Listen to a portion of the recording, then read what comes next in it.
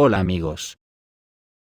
Eso es lo que está pasando exactamente, que los países que antes eran engañados por las naciones colonialistas, están pasando página a su amarga historia de los latrocinios que les han perpetrado durante siglos. El esquema siempre era el mismo: implantar gobiernos neoliberales afines, desfalcar las naciones, para luego hacer de curadores generosos. Y con una táctica que cuando piden, parece que están dando, culminar la estafa valiéndose de los ganchos como el Fondo Monetario Internacional o el Banco Mundial, que terminan por arrasar las economías de las naciones que han tenido la desgracia de caer bajo sus garras, dejando deudas impagables que harán que generaciones enteras se arrastren mendigando a las puertas de sus curadores. Ahora, en las negociaciones de Mercosur con la Unión Europea ya lo han dejado claro: para que se llegue a un acuerdo comercial que sea beneficioso para ambas partes, sin amenazas ni imposiciones. Según Lula da Silva, no van a permitir que, como siempre, ganen los colonialistas y pierdan ellos. Lo curioso del caso de los países capitalistas de la internacional colonialista, o sea la OTAN, es que sus ciudadanos estamos agilipollados perdidos. Porque resulta que en nuestras naciones las deudas son aún mayores si cabe, y que las futuras generaciones tendrán que pagar, salvo revolución, claro. Ayer Putin hizo unas declaraciones que pone el dedo en la llaga, de lo que puede ocurrir en el mundo por culpa del endeudamiento de Occidente.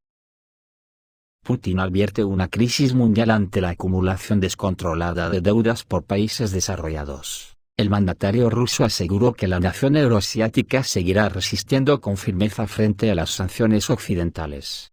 Y advirtió de una crisis mundial ante la acumulación descontrolada de las deudas de los países desarrollados. El presidente de Rusia, Vladimir Putin, ha advertido durante su intervención por videoconferencia en la cumbre de la Organización de Cooperación de Shanghái, que la acumulación descontrolada de deudas por parte de los países desarrollados podría provocar una crisis económica mundial. Aumentan los riesgos de una nueva crisis económica y financiera mundial, en un contexto de acumulación incontrolada de deuda en los países desarrollados, estratificación social, y aumento de la pobreza en todo el mundo, así como el empeoramiento de la seguridad alimentaria y medioambiental, aseveró Putin. En este contexto, señaló que la Organización de Cooperación de Shanghái juega un papel cada vez más importante en la agenda internacional en tiempos de la agudización de contradicciones geopolíticas. En paralelo, el mandatario denunció que contra Rusia se está llevando una guerra híbrida con Ucrania convertida en una anti-Rusia, con el bombeo de armas y la imposición de ideología neonazi, todo ello para poner en peligro la seguridad de Rusia. Para sofocar el desarrollo de nuestro país, añadió, al subrayar que Moscú seguirá resistiendo con firmeza las sanciones occidentales impuestas por el operativo militar ruso. Por otra parte, Putin destacó los esfuerzos de los miembros de la Organización de Cooperación de Shanghái, de seguir ampliando el uso de monedas nacionales en pagos mutuos. En concreto, comunicó que más del 80% de las transacciones comerciales ruso-chinas se realizan en rublos y yuanes. Mientras, el porcentaje de la moneda rusa en los negocios de exportación con los países de la Organización de Cooperación de Shanghái superó el 40% en 2022, resaltó el mandatario. Asimismo, el presidente ruso celebró la adhesión de Irán a la Organización de Cooperación de Shanghái, que ya es un miembro más de la organización, compuesta actualmente por Rusia, China, Kazajistán, Kirguistán, la India, Pakistán, Tayikistán y Uzbekistán, al tiempo que alabó los esfuerzos de Bielorrusia para también incorporarse al bloque. En su discurso Putin agradeció también el apoyo que expresaron los socios de la Organización de Cooperación de Shanghái, frente al intento de sublevación militar del grupo Wagner los días 23 y 24 de junio, lo apreciamos mucho, dijo. Respecto a la insurrección, el mandatario señaló que el pueblo ruso está consolidado como nunca. Los círculos políticos rusos y toda la sociedad demostraron su unidad y su alta responsabilidad por el destino de la patria al hablar con una sola voz contra el intento de motín armado, afirmó. El lema oficial del encuentro se refleja en el acrónimo en inglés, SECURE, que engloba temas de seguridad, economía y comercio, conectividad, unidad, respeto a la soberanía y a la integridad territorial, así como el medio ambiente. La Organización de Cooperación de Shanghái abarca a casi la mitad de la población mundial, y más del 30% del PIB global. Aunque no se trata de un bloque militar, la organización tiene como principal objetivo el fortalecimiento de la seguridad en la región, así como la cooperación económica y cultural. Por cierto, sobre esta cumbre de la Organización de Cooperación de Shanghái, el actor Stanislav Sadalski explicó por qué considera al presidente kazajo, Kassym-Jomart Tokayev, un traidor a Rusia. Tokayev es un proyecto estadounidense, a largo plazo y peligroso. Y esto es después de los elogios vergonzosos, payasadas y saltos frente a Biden. Sadalski expresó su indignación en su canal personal de Telegram. Por otra parte, el Ministerio de Asuntos Exteriores de Rusia ha señalado este martes que no hay razón para prorrogar el acuerdo sobre cereales que expira el próximo 17 de julio. El organismo recordó que el objetivo del acuerdo fue la ayuda a países necesitados de África, Asia y América Latina, pero la iniciativa se convirtió en la exportación estrictamente comercial de productos alimenticios ucranianos a países bien alimentados.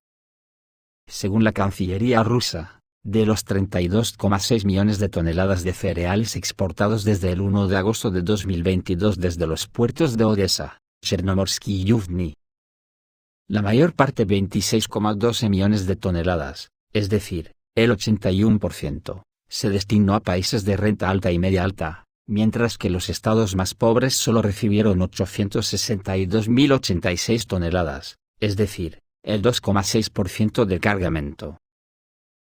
En este contexto, la situación de la normalización de los suministros rusos de alimentos y fertilizantes a los mercados mundiales, prevista en el Memorándum ONU-Rusia, siguió deteriorándose, reza el comunicado.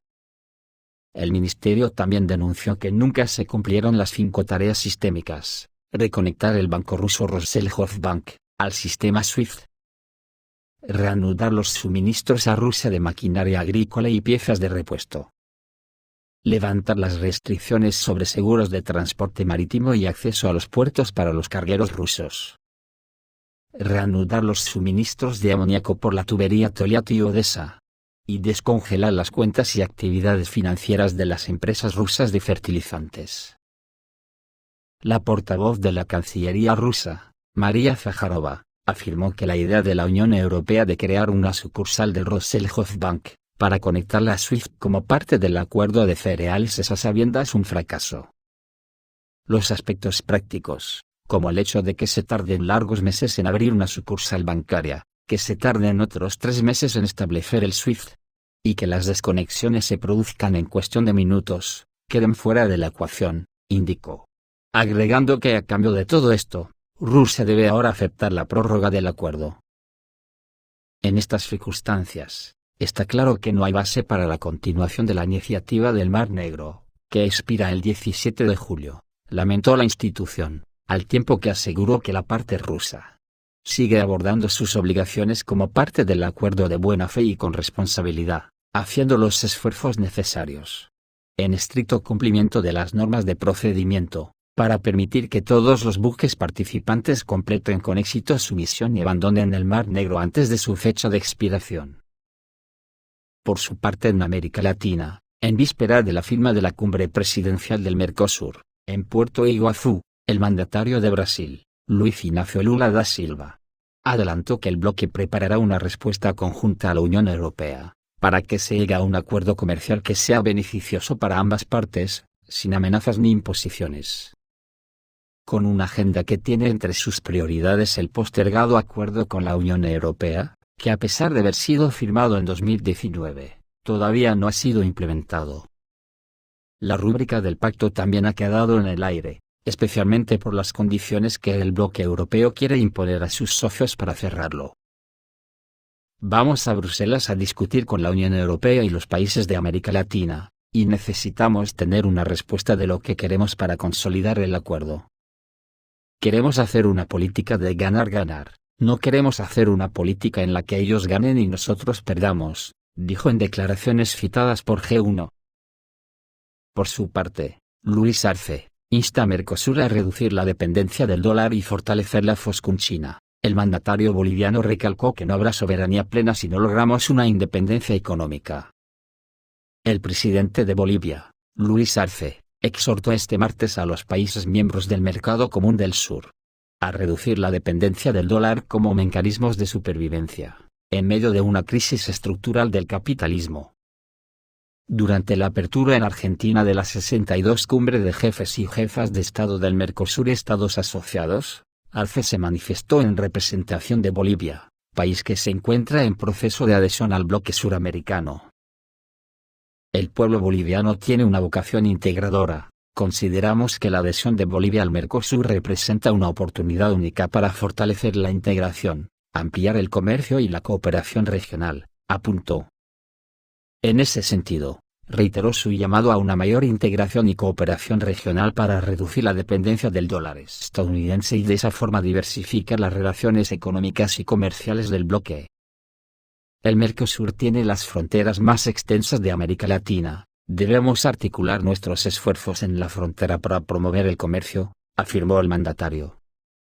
Entre sus propuestas, Arce abogó por buscar alianzas estratégicas con otros actores internacionales, entre los que enumeró a China, porque ofrecen alternativas al dólar en el comercio y en las inversiones.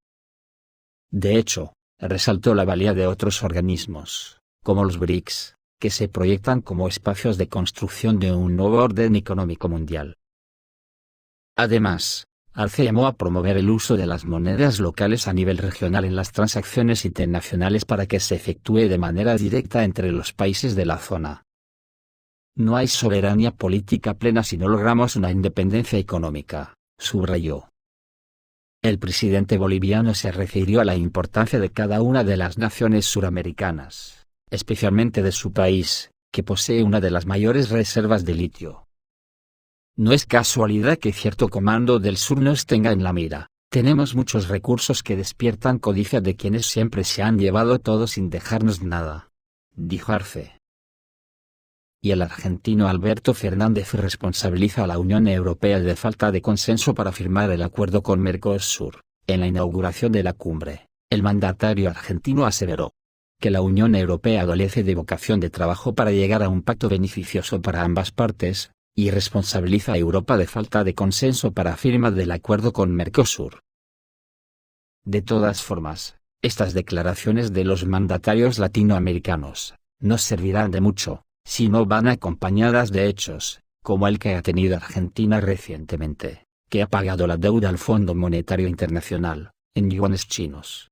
Eso simplemente es una patada en los genitales a los colonialistas, que según vaya cundiendo el ejemplo será el final definitivo del dólar, que no lo olvidemos, es la mayor arma de guerra del imperio OTAN para subyugar a las naciones. Tampoco servirán de mucho si no van acompañadas de una lucha decidida contra el fascismo, que no olvidemos que junto con la socialdemocracia, es el mayor enemigo de la clase trabajadora, como estamos constatando en la Unión Europea, que ya se puede decir que están ganando la batalla, porque se están nazificando a un ritmo inusitado. Y el nazismo ya se sabe, solo trae desgracia para la clase trabajadora, y guerras, una detrás de otra.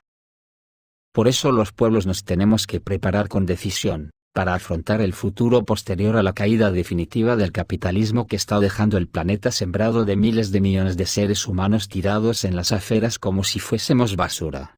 Y ya va siendo hora de que la clase trabajadora se encargue de habilitar basureros para que se reciclen las burguesías junto con sus militarismos. Esto es todo amigos, reciban un saludo.